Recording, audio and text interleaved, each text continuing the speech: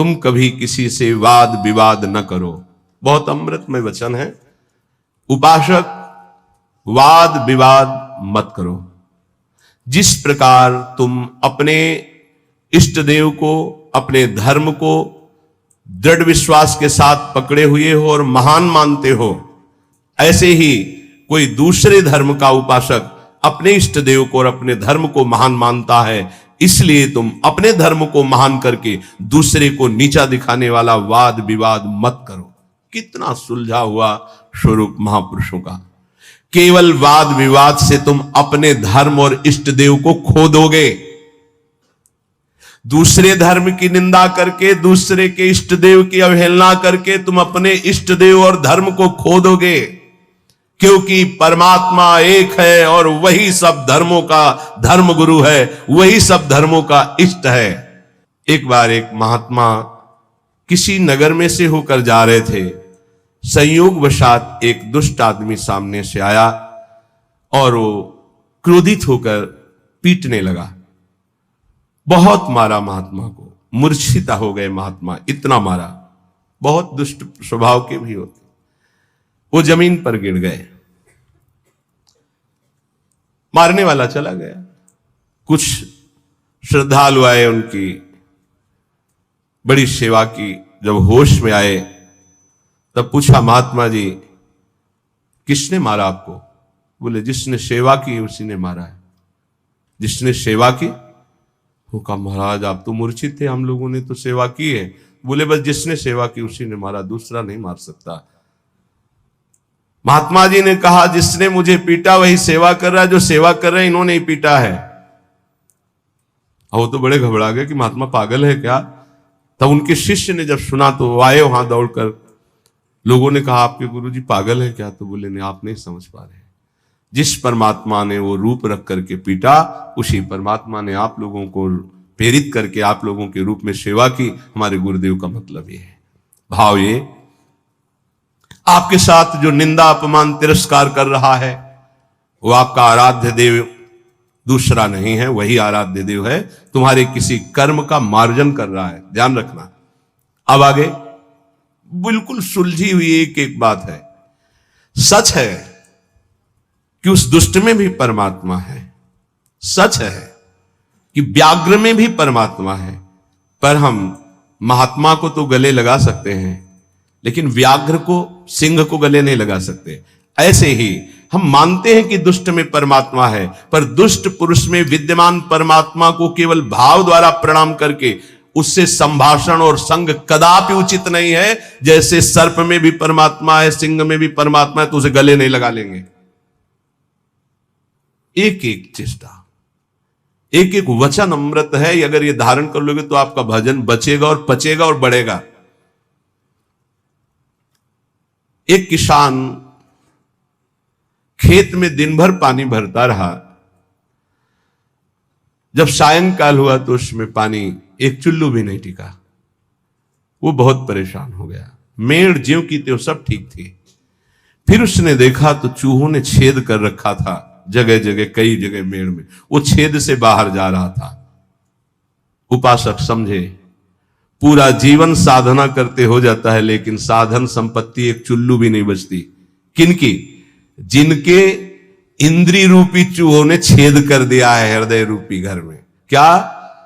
कभी ये भोग, कभी वो भोग, कभी वो भोग। जो अपनी इंद्रियों को भोगों के संयोग में मनोरंजन करते हैं और साधना भी करते हैं, तो पूरे जीवन की शाम हो जाती, पर उनके हृदय रूपी खेत में एक चुल्लू भी साधन नहीं बचता, सब क्षीण हो जाता है। रामकृष्ण देव परमहंस जी कह रहे हैं, जब उपासक इंद्रियों के बिलों को बंद कर देता है, फिर कीर्ति की इच्छा उसके अंदर जागृत होती है, तो ये मेड़ टूट जाना होता है। अगर मेड़ टूट गई तो भी बड़ी जल्दी धारा बाहर निकल जाएगी खेत से जल की। कीर्ति की चाह उत्पन्न होती कि मेरा यश हो जाए, गई जीवन की भजन संपत्ति कीर्ति की चाह में गई। कीर्ति भजन को छीण कर देती है। यदि आपके अंदर चाह नहीं हो, इष्ट के द्वारा कीर्ति होती, जैसे सेवक जी महाराज कह रहे हैं, जय जय श्री हरिवंश नाम गुण गाई है, उसके लिए कहा कि बिस्तरे सब जग विमल कीरति साधु संगति। विमल कीरति, वो उसके भजन का नाश करने वाली नहीं होगी, क्योंकि इष्ट के द्वारा होती है। कीर्ति की चाह मानो उस किसान की मेड़ टूट जाना है, अर्थात उस साधक का बांध टूट जाना है साधना का। अब उसके आगे उपाधियां लगनी शुरू हो जाती हैं। ये बड़ा उपद्रव है उपाधियां, सरकार, भगवान, अवतार, न जाने क्या क्या। ये बिल्कुल नहीं स्वीकार करना चाहिए, बिल्कुल स्वीकार नहीं। सरक जाओगे सरकार कहलाने से। बहुत माया विचित्र है, बहुत विचित्र, बहुत सावधान। ये महापुरुषों की बातें हैं। अब साधक की जहां कीर्ति रूपी मेड़ टूटी, बंधी, घाव हो गया वहां से। ये बालू का बांध है। ईश्वर की जितनी आराधना चिंतन सब गया, वो अपनी कीर्ति का स्मरण करके वो भूलना शुरू हो गया। प्रभु का अहंकार जो मिटाना था वो फिर बढ़कर वैसे ही तैयार हो गया। इसीलिए जन्म भर उपासक को सावधान रहना चाहिए, ना इंद्रियों की विलासता और ना कीर्ति और ना किसी तरह की सिद्धि की वृत्ति। सिद्धि भी बहुत बाधक होती है, भगवत प्राप्ति में बहुत बाधक। मन की बात जान, दुनिया का सब एक से एक अलग अलग क्षेत्र सामने का, एकाग्र दृष्टि से देख के संकल्प कर हिल नहीं सकता एक कदम। जैसा चाहे जितना हो उसकी आज्ञा का पालन करेगा ही करेगा। ऐसी बहुत सी, वे तो गुरुजनों की कृपा से इन खाइयों को नांगा जाता है। बिल्कुल दैन्य, बिल्कुल दैन्य। भरी सभा में नीच पुरुष द्वारा पिट जाने पर भी किसी भी तरह का कोई भी भागवतिक प्रभावना प्रकट करना, साधारण आदमी की तरह शांत एकदम, ये असाधारण क्षमता होती है। क्यों सह जाए सामने वाला जब इतना कर रहा? भगवान ने हमको तेज दिया, बल दिया है, क्यों सह जाए? बोले एक भाई अपने मुखौटे को लगाकर सिंह का और अपने घर में गया तो घर वाले एकदम भयभीत हो गए, लेकिन उसकी बहन ने उसको मुखौटा लगाते हुए देखा था। वो नजदीक गई और मुखौटे में थप्पड़ चल और उतार के रख दिया। रामकृष्ण परमहंस देव जी कह रहे, समझे ये कोई निज जन, निज संबंधी देख पाएगा कि इन मुखौटों में और कोई नहीं, मेरा प्रिय है, प्रीतम है, दूसरा कोई नहीं। ये जो गाली दे रहा है, जो अपमान कर रहा है, जो पीट रहा है, वो मेरा प्रीतम है जिसकी मैंने आराधना की है। वो किस लिए पीट रहा है? जैसे कुम्हार अपनी मटकी को पीट के देखता है, ठीक है, खरी है, कहीं से फूटी नहीं है, मजबूत है, इतना वार सह सकती है, तैयार रहो। भगवान ऐसा लीला करते हैं, पक्का अपनी मटकी को बजवाते हैं, बड़े जोर से बजाते हैं। जैसे कुंभकार बाजार में मटकी रखता है, सिक्के से बजाता है, हाथ से बजा के दिखाता है, फिर कहता है इतने रुपए की है। ऐसे भगवान अपने भक्त को विश्व में दिखाते हैं, देखो कितना सहनशील है। मुखौटा कोई भी हो सकता है, ध्यान रखना, मुखौटा कोई भी हो सकता है, पहचानना आपको है। घर वाले भयभीत हो गए, लेकिन बहन भयभीत नहीं हुई, क्योंकि उसने देखा मेरा भाई मुखौटा लगा रहा सिंह का। ऐसे ही संबंधी जो भगवत संबंध, दास से सख्य, वात्सल्य, कांता, सहचरी, वो जान रहा है कि मेरा प्रीतम में मुखौटा लगा के बदल के आया है और मुझे गाली दे रहा, मेरा अपमान कर रहा है। नहीं, मैं डरने वाला नहीं, मैं समझ गया मेरा प्रीतम है। कोई भी भय उसे स्पर्श नहीं कर सकता। एक दिन एक सरकारी आदमी पिस्तौल रखता था और बहुत विलंब से आया। पत्नी ने कहा, तुम इतना विलंब से क्यों आए? रोज तो इतने समय आ जाते थे, इंतजार करते हो इतना समय। उसका समय हो जाता है। कैसे हो जाता है? बोले ऐसे हो जाता है। पिस्तौल निकाली, गोली भरी और उसकी कनपट्टी में लगाई। तो ये सब दूसरों को धमकियां दिया करो। बोले असली गोली है, पिस्तौल है, तुझे भय नहीं लग रहा? बोले बिल्कुल पाई भर नहीं लग रहा। क्यों नहीं लग रहा? तुम मेरे प्रीतम हो, ऐसा कर ही नहीं सकते हो। ऐसे ही भक्त, वो संपूर्ण चर जगत में अपने प्रीतम को सर्वान वस्तुतया निरीक्ष परम स्वाराध्य बुद्धिर्मम, वो भयभीत नहीं होता। शरीर को पूरा होना है तो उसी क्षण होना है, जैसे होना है, जिस विधान से होना है, मेरे प्रीतम उसी विधान का प्रयोग करेंगे, पर होंगे मेरे प्रीतम। सर्वस्व हरण करने वालों में मैं मृत्यु हूं, भगवान श्री कृष्ण कहते हैं। अब हमारे पास और कौन रह गया? मृत्यु रूप में भी तो प्रीतम ही आएंगे, और कौन आएगा? इसलिए जो सर्वत्र मुखौटे से हट करके दर्शन करता है, ये मुखौटे किनके हैं? बनावटी हैं। इनमें जो है वो है कौन? मेरा प्यारा, सर्वान वस्तुतया। क्रूरा पापिनो, जो क्रूर हैं, पापी हैं, वो मुखौटा केवल ऐसा है, अंदर उनके परमात्मा बैठा है। हमें मुखौटा नहीं देखना, हमें अंदर। रामकृष्ण परमहंस देव जी की वाणी, वो कह रहे हैं उस उपासक को कभी भय नहीं होता, कभी घबराहट नहीं होती, कभी डर नहीं होता, कभी अशांति नहीं होती, कभी दुख नहीं होता, जो सर्वत्र मुखौटे से अलग देखता है।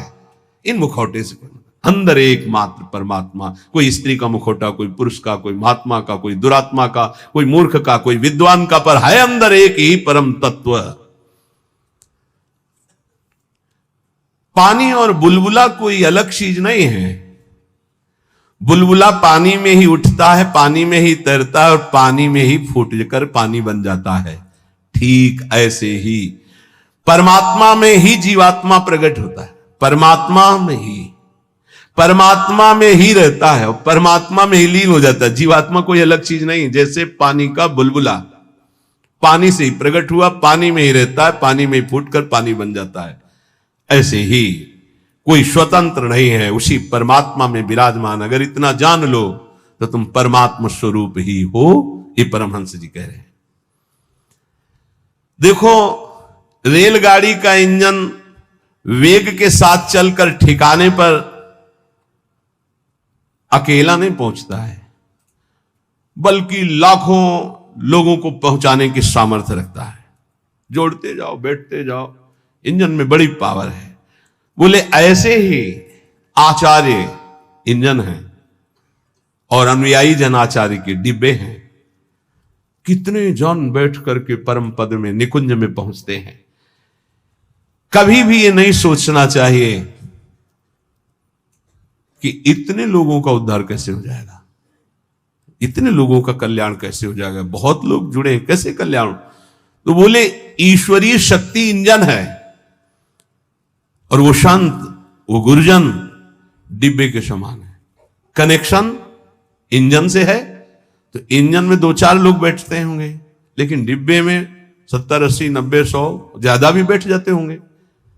जनरल में तो ज्यादा ही बैठ जाते, कुछ बैठे, कुछ खड़े, कुछ पूरा सब, और सब वहीं पहुंचेंगे जहां इंजन पहुंचेगा। बिना टिकट के होंगे तो 2-4 थप्पड़ लगेंगे, थोड़ा टैक्स लग जाएगा, पहुंचेंगे वहीं। नहीं, बीच में अगर हो गया तो फिर उतारे भी जा सकते, उपद्रव होने पर, टिकट ना होने पर, पैसा ना होने पर उतार। इसलिए राधा राधा पैसा इकट्ठा कर लो, परम धन राधा नाम आधार। अगर जल्दी जल्दी में टिकट नहीं खरीद पाए हो तो थोड़ा ज्यादा लगेगा, पर राधा राधा राधा राधा पहुंच वहीं जाओगे। बात हमारी मान लेना। टिकट क्या है निकुंज की, ये जो मंत्र है, आचार्य संबंध है, आचार्य शरणागत से टिकट है। और जनरल में क्या है, राधा राधा राधा राधा राधा राधा, जैसे सब जप रहे हैं तो बैठ सब गए हैं गाड़ी में, बीच में तुम्हारी चेकिंग भी होगी।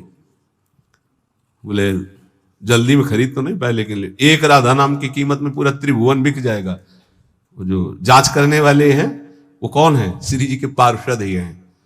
ऐसे थोड़ी होता है कि आप श्री जी के पास सीधे डायरेक्ट पहुंच जाओ, ऐसा नहीं। तो राधा नाम जहां है ना, वो सीधे। और जिनको सौभाग्य से कहीं ये जो निकुंज के गुप्त मंत्र मिल गए हैं, तो अब दुर्भाग्य है कि उनके अंदर ठसक ना आवे, नहीं तो पास हो चुका है निकुंज का, पास मिल चुका है, मानो सच्ची मानिएगा। सौभाग्य दुर्भाग्य में आप बदल रहे हैं कि आप मंत्र का चिंतन नहीं कर रहे हो, विषय चिंतन कर रहे हैं। रेलगाड़ी के इंजन में उतने लोग पार नहीं हुए जितने डिब्बे में बैठकर वहां पहुंच जाते हैं। अर्थात आचार्य और आचार्य परंपरा, आचार्य के तो विशेष विशेष कुछ पार्षद हुए, लेकिन आचार्य परंपरा में लाखों ऐसे महापुरुष हो गए कि करोड़ों को श्री जी के पास पहुंचा दिया, श्री जी में तन्मय करा दिया। राजहंस कभी पानी, वो दूध पीकर पानी को छोड़ देता है, राजहंस। ऐसे ही जो उपासक है, जो संत है, जो भगवत प्रेमी महात्मा है, तो माया और ब्रह्म दोनों मिले हुए हैं एक में। वो केवल ब्रह्म, केवल परमात्मा तत्व को और जल को जैसे छोड़ देता है, दूध पी के जल को छोड़ देता है, ऐसे ही वो माया के विकारों को छोड़कर परमात्मा स्वरूप में स्थित हो जाता है। दैवी संपदा का महान सुख उसके हृदय में जागृत हो जाता है, जो माया के विकारों पर मुक्ति प्राप्त कर लेता है। कोई भी विकार उसके ऊपर प्रभाव नहीं डालता।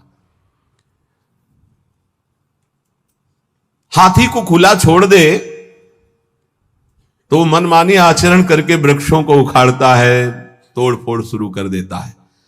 लेकिन जब महावत अंकुश पर अंकुश प्रहार करता है तो घुटने के बल हाथी हो जाता है। ऐसे ही ये मन मत वाला हाथी है, जिसने इसको स्वच्छंद छोड़ दिया है सब तोड़ फोड़ कर देगा, धर्म विरुद्ध आचरण करेगा। महावत है उपासक, हाथी है मन और अंकुश है ज्ञान। प्रहार पे प्रहार करके उसके घुटने के बल अर्थात मन को अधीन कर लिया, तब वो शांत चित्त परमात्ममय हो जाता है। मन ही भगवान का स्वरूप बन जाता है। इंद्रियाणाम मनश्चास्मि, पर पहले अंकुश की मार देनी पड़ेगी, छोड़ना नहीं। इसको छोड़ दिया तो तोड़फोड़ मचा देगा। मत वाला ये हाथी है मन, किसी के अंकुश से, केवल ज्ञानांकुश, जो नाम मंत्र मिला खूब जपो, इसी से मानो तुम्हारे अंकुश की धार तीक्ष्ण होगी, इसी से तुम्हारा मन बस में होगा, दूसरा कोई उपाय नहीं। कल एक साधक प्रश्न कर रहे थे एकांतिक में, मैं जानता हूं ये नहीं करना चाहिए फिर भी करता हूं, क्यों? दो बातें। पहली बात, तुम में आध्यात्मिक सामर्थ्य खो चुकी है, जान करके भी तुम उसको रोक नहीं सकते क्योंकि बलहीन हो। और दूसरी बात, तुम्हारी सुख बुद्धि उसमें है, जरूर ये कहते हो मुंह से कि नहीं करना चाहिए, पर अंदर है कि इसमें सुख है। इन दो बातों के कारण तुम भ्रष्ट होते रहते हो। तो हमको पहली बात बलवान करनी है कि हमारे अंदर नाम बल आवे, तो दूसरी बात अपने आप हट जाएगी, सुख बुद्धि हट जाएगी। पहले नाम जप करके अपने को बलवान बनाइए। समस्त विकारों को नष्ट करने का मैं तुम्हें एक सरल उपाय बताता हूं। रामकृष्ण परमहंस देव जी, तालियां बजाकर जब नाम कीर्तन जोर जोर से किया जाता है तो जैसे वृक्षों में बैठे हुए पक्षी उड़ जाते हैं, ऐसे हृदय के काम क्रोध आदि नष्ट हो जाते हैं। रामकृष्ण परमहंस देव जी तालियां बजाकर राधा राधा राधा राधा राधा, किसी संगीत की और ज्ञान वृत्ति ना हो तो अपने पास परम संगीत है तालियां, तालियां बजाकर तो कह रहे हैं कि जैसे वृक्षों में बैठे हुए पक्षी तालियां उड़ जाते हैं, ऐसे हृदय में बैठे हुए काम क्रोध भाग जाते हैं जब नाम कीर्तन। जब किसी को भी काम आदि वेदना हो तब नाम कीर्तन करके देखना, तो नाम कीर्तन होने ही नहीं देगा काम। देख लेना, उस समय अगर उपदेश भी किया जाए तो तुम्हें अच्छा नहीं लगेगा। कामी समझी में हरि कथा ऊसर बीज बहे फल, और अगर आप शुरू कर दिए तो वो टिकेगा नहीं, भाग जाएगा पक्का। बहुत सुंदर उपाय महापुरुषों के हैं। उपासक की उपासना परिपक्व कब मानी जाती है? जब अपने आराध्य देव का नाम लेते ही रोमांच हो जाए, आनंद अश्रु बहने लगे, तब समझना चाहिए कि हमारी उपासना परिपक्व हो रही है। उपास्य देव का नाम लेते ही आंखों में जल आने लगे, अब उसकी उपासना रंग ला रही, राधा कहते आंसू भर जाएं। एक लकड़हारा जंगल की लकड़ी बेच बेचकर बड़े कष्ट पूर्वक अपना जीवन यापन कर रहा था। अकस्मात उस मार्ग से एक सन्यासी जी आ रहे थे। उन्होंने लकड़हारे के दुख को देखकर कहा, बेटा जंगल में तुम सूखी लकड़ियां बिन रहे हो, इसके आगे बहुत कुछ है, आगे बढ़ो और कुछ तुम्हें प्राप्त हो जाएगा, मैं देख रहा हूं।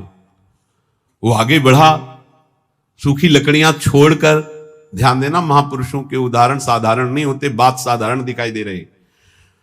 जब काफी आगे बढ़ा तो उससे चंदन की खुशबू आई, तो चंदन के वृक्ष मिले। सूखी लकड़ी छोड़कर उसने चंदन की लकड़ी काटी और बाजार में बेचा, अच्छा पैसा आया। फिर शब्द उसके कान में गूंजा कि बेटा और आगे बढ़ो। तो उसने सोचा और आगे अब क्या मिलेगा, तो आगे बढ़ा, क्योंकि उस संत के वचन सत्य सच्चिदानंद से युक्त थे। तो जंगल में उसे एक खान मिली तांबे की, अब तो तांबा बेच करके बहुत, फिर आवाज सुनाई दी और आगे बढ़ो, तो और आगे बढ़ा तो उसे चांदी की खान मिल गई, अब तो बहुत बड़ा धनी हो गया। फिर आवाज आई और आगे बढ़ो, तो आगे बढ़ा तो स्वर्ण की खान मिल गई। बोला आप तो बस यही पूर्णता हो, स्वर्ण ही स्वर्ण। फिर आवाज आई और आगे बढ़ो, तो उसे हीरे की खान मिल गई। अब एक हीरा जीवन भर लकड़ी बेचने वाला लकड़ी बेचता तो उसकी बराबरी नहीं, ऐसे हीरे की खान मिल गई। भावार्थ और अंदर उसका रहस्यार्थ, ये मानो भोगों में फंसा हुआ है, आगे बढ़। आगे बढ़। जैसे जैसे वह अध्यात्म की तरफ बढ़ता है, नाना प्रकार के दिव्य सुख, और आगे बढ़ सिद्धियों के सुख, और आगे बढ़ भावात्मक सुख, शांत सुख, दास्य सुख, वात्सल्य सुख, कांता सुख, सहचर्य, अपूर्ण महामाधुर्य रस में स्थित। हमें जब तक भूमा सुख न मिल जाए तब तक रुकना नहीं, आगे बढ़ते रहना है। अल्प सुखों का भोक्ता भूमा सुख का अधिकारी नहीं होता। यदि संत की बात मानकर लकड़ी बेचना काम बंद न करता तो आगे नहीं बढ़ पाता। आवाज आती रही आगे बढ़, तो फिर चंदन, फिर आगे बढ़ा तांबा, फिर आगे बढ़ा चांदी, फिर सोना, फिर हीरा, अर्थात एक से एक दिव्यताएं, आप ज्ञान की सुंदर भूमिकाएं, भक्ति की सुंदर दिव्य भूमिकाएं, इनको क्रॉस करते थे। अल्प सुख साधना का मिले उसी में तृप्त हो गया, वो महान सुख को नहीं प्राप्त कर सकता। श्री रामकृष्ण परमहंस जी कहते हैं, लकड़हारे की तरह छोटी सी साधना के सुख को पाकर तृप्ति का अनुभव मत करो। ज्ञान का समुद्र लहरा रहा है आध्यात्मिक क्षेत्र में, और उस ज्ञान के परम धनी बनकर स्वयं भगवत स्वरूप हो जाओगे। देखो, एक छोटे पौधे की रक्षा उसके चारों ओर घेरा बना करके की जाती है, नहीं तो बकरी चर जाएगी।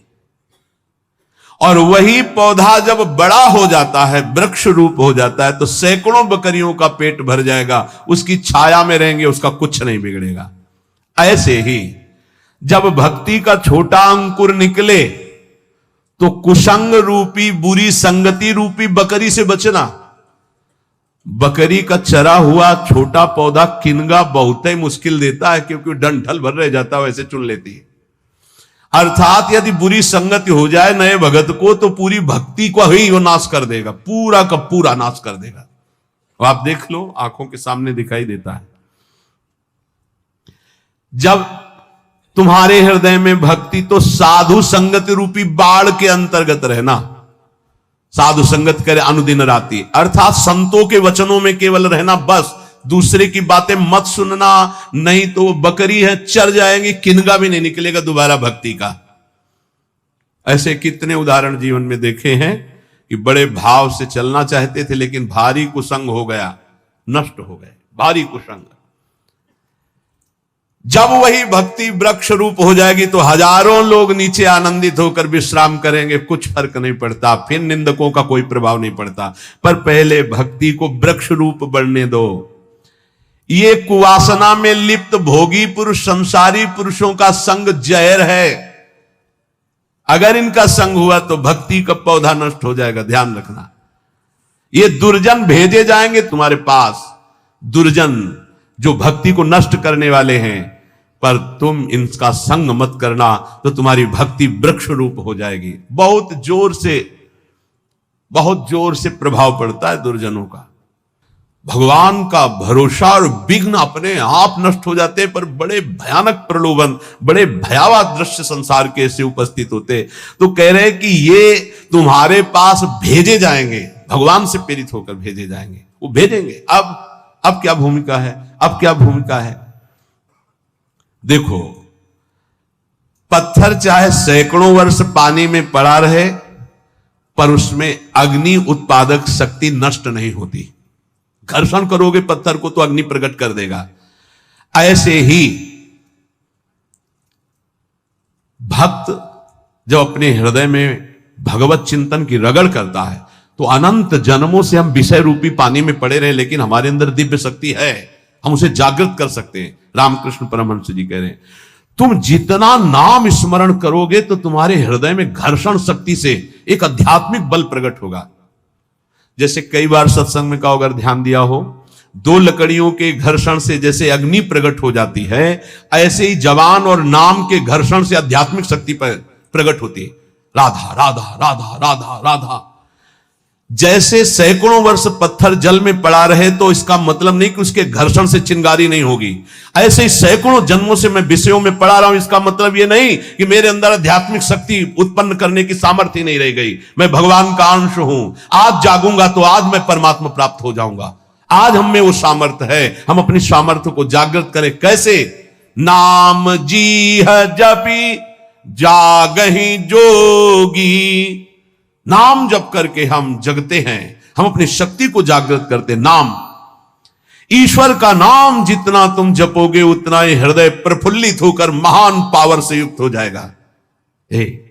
बड़े बड़े महापुरुषों के वचनों को पकड़ लो। एक मनुष्य कुआं खोदना शुरू करता है, बस एक हाथ पानी रह जाता है और रोक देता, थक गया। ये 25 हाथ खोद चुका, फिर भी पानी नहीं निकला, अब तो लगता है नहीं निकलेगा, और एक हाथ में पानी है। ऐसे ही साधक कभी कभी धोखा खा जाता है। बस भगवत प्राप्ति होने वाली है, उसको लगता है पूरा जीवन हो गया, अभी तक कोई अनुभव नहीं हुआ। अरे थोड़ा एक हाथ और खोद, स्रोत निकलने वाला है।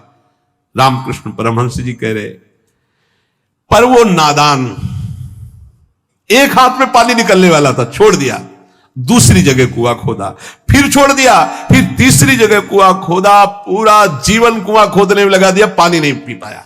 समझ पाए? ऐसे उपासक है ये संप्रदाय, वो मार्ग, लेकिन पानी नहीं पी पाया चुल्लू भर। अगर एक ही ढंग से खोदता तो बस एक हाथ बाद स्रोत खुलने वाला था।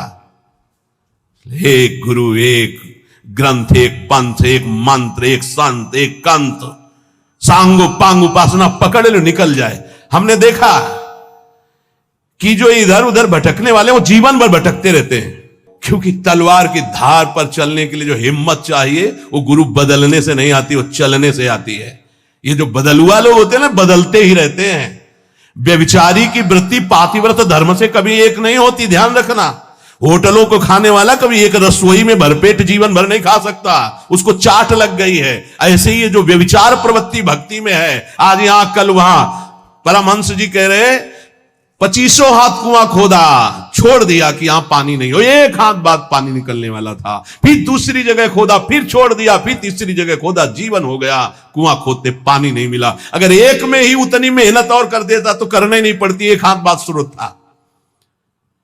जिस नाम, जिस मंत्र, जिस गुरुदेव का आश्रय लो, प्रेम भाव वाली परिवर्तन की बात अलग है कि हम प्रेम मार्ग में आगे बढ़ते चले जा रहे हैं, दास से शांत, सख्य, वात्सल्य, वो बात अलग है। लेकिन ऐसे भाव रखकर कि इससे तो काम नहीं बना, अगला खोदते हैं कुआं, फिर वहां भी काम नहीं बनेगा, ऐसे भटकते रहोगे।